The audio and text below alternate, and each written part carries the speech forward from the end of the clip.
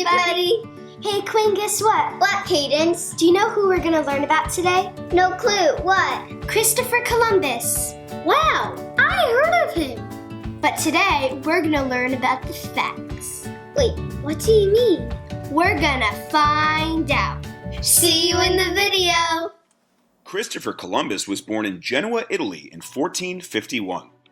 He later lived in Lisbon, Portugal, where he worked as a trader. He learned how to make maps and navigate ships. His parents were named Susanna and Domenico Columbus. His father was a weaver by trade. Christopher worked in his father's shop when he was young, but then became a sailor.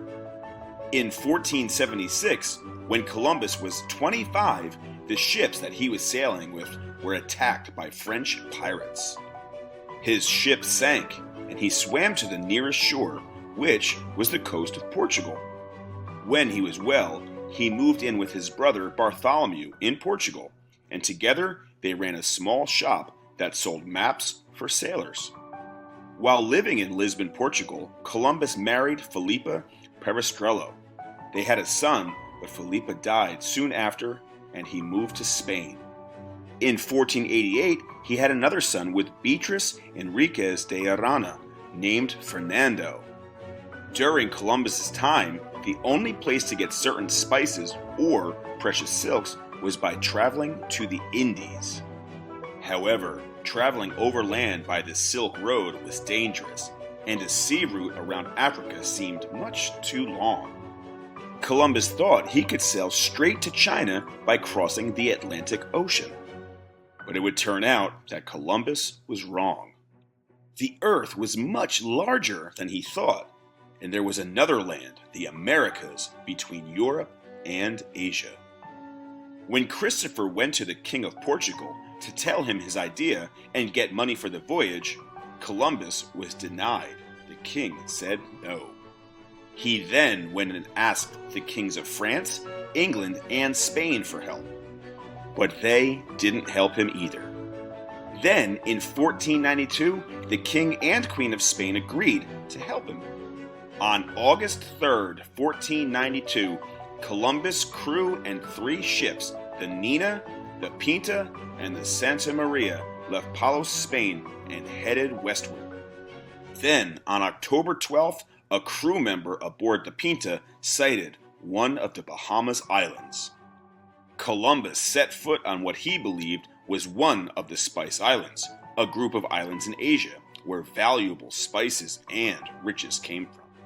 He named this new land San Salvador. But Columbus failed to find the riches he expected and continued to search for China. He next visited Cuba and Hispaniola, or the Dominican Republic. He encountered native peoples who he named Indians because he believed they were inhabitants of the Indies. Despite being near America, Columbus believed his fleet was in the Indies, and so named the Native American people he came across Indians. The natives traded goods like glass, cotton, spears, and parrots with Columbus's crew. The Europeans took note of the adornments they wore. They were gold. Columbus returned to Spain a hero. The king and queen quickly sent him another expedition with more men and even some women. Christopher was to establish a colony and convert the natives to Christianity. But things did not go well. The crops the settlers planted didn't grow in the tropical climate, and some of the settlers were greedy. Some of them stole from the Taínos and even kidnapped or even killed them. The native people of the Americas were treated very cruelly by Columbus and his men, who treated them like slaves.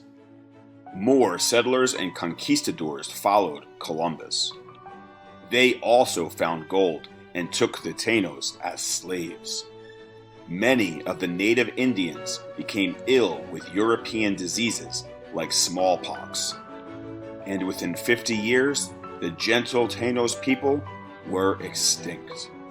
Columbus made 3 more trips back to the New World.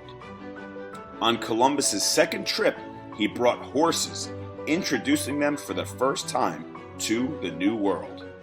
But allegations of mismanagement on Hispaniola led to Columbus being returned to Spain. Columbus was eventually stripped of his title as governor and asked to leave.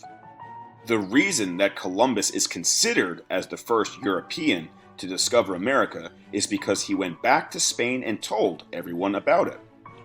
His discovery helped to shape the world we live in today, and so he is remembered. However, he was not the first European to set foot in the New World. The first people to find the Americas were actually the Vikings, led by Eric the Red in the year 985. That is a full 500 years before Christopher Columbus. And we should also remember that these islands were already inhabited by the native people who already lived there. For the native people, though, Christopher Columbus's explorations meant disaster. The smallpox disease wiped out millions of native people.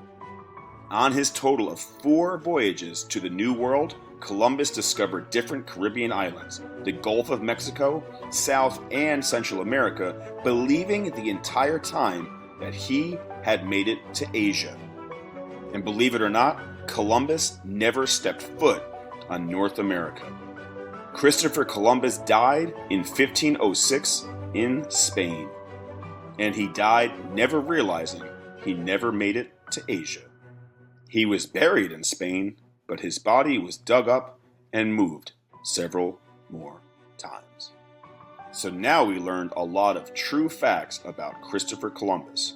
That was a lot of information about him, wasn't it?